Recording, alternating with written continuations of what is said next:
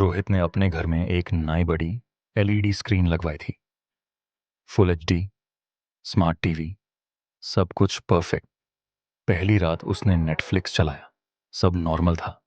लेकिन रात के 2 AM पर एलईडी अपने आप ऑन हो गई। स्क्रीन पर लिखा आया, मैं देख रहा हूं। रोहित घबरा गया। उसने रिमोट उठाया, टीवी बैंड किया।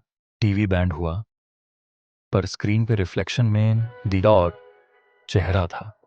उसका नहीं, किसी और का। अगले दिन इलेक्ट्रिशियन को बुलाया। इलेक्ट्रिशियन बोला, सर टीवी में कोई फॉल्ट नहीं। लेकिन उसने टीवी के बैक पैनल के अंदर देखा और कांप गया। बोला, इस टीवी के अंदर कैमरा नहीं, आंख लगी है।